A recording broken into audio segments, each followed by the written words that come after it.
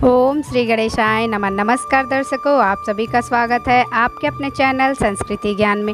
आज की हमारी इस वीडियो में हम आपके लिए ज्यूतिया व्रत की कथा को लेकर आए हैं। एक समय की बात है, नर्मदा नदी के पास कंचवटी नाम का एक नगर था।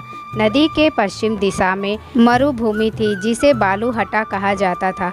वहाँ विशाल पाकड़ का एक पेड़ था। उस पेड़ पर चील रहती थी। पेड़ के नीचे एक खोखर था जिसमें सियारिन रहती थी। चील और सियारिन में गहरी दोस्ती थी। एक बार दोनों ने मिलकर स्त्रियों को ज्यूतिया व्रत करते हुए देखा। तब उन्होंने यह व्रत करने का संकल्प लिया। फिर दोनों ने भगवान जीमूत वाहन की पूजा करने के लिए निर्जला व्रत रखा। व्रत के दिन उसी नगर में एक बड़े व्यापारी की मृत्यु हो गई और व्यापारी का दाह संस्कार उसी मरुस्थल पर किया गया। दिन बीतने के बाद जब रात हुई तब वहाँ मौसम खराब हो गया। बिजली कड़कने लगी और बादल गरजने लगे। वहाँ पर बड़ा तूफान आ गया। अब सियारिन को भूख लगने लगी।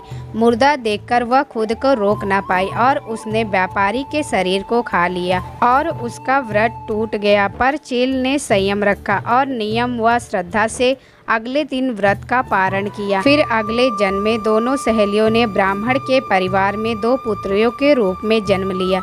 चील बड़ी बहन बनी और उसका नाम शिलावती रखा गया। शिलावती की शादी बुद्धिसेन के साथ हुई। सियारिन छोटी बहन के रूप में जन्म ली और उसका नाम कपूरावती रखा गया। उसकी शादी नगर के राजा मलाई केतु से हुई। अब कपूरावती कंचनवटी नगर की रानी बन गई। भगवान जीमूत वाहन के आशीर्वाद से शिलावती के 7 पुत्र हुए, पर कपूरावती के सभी बच्चे जन्म लेते ही मर जाते थे। कुछ समय बाद शिलावती के 7 पुत्र बड़े हो गए।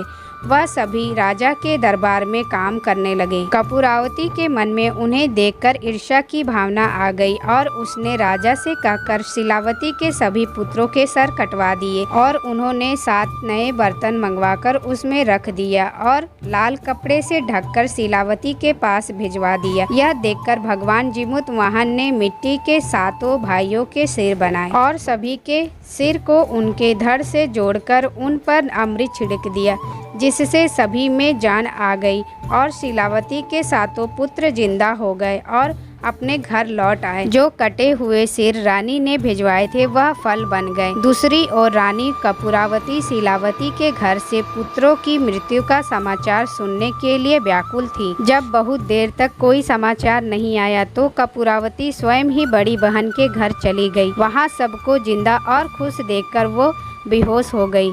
जब उसे होश आया तो अपनी बहन को उसने सारी बातें बता दी। उसे अपनी गलती का पछतावा हो रहा था।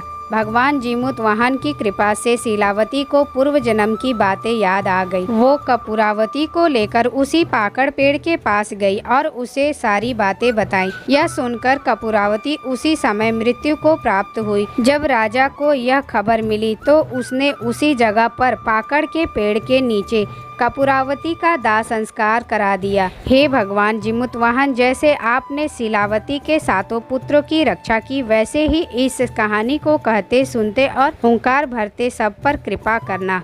दर्शकों, आपको यह जानकारी पसंद आई हो तो प्लीज़ हमारे चैनल को लाइक, शेयर और सब्सक्राइब करना ना भूलें। धन्यवाद।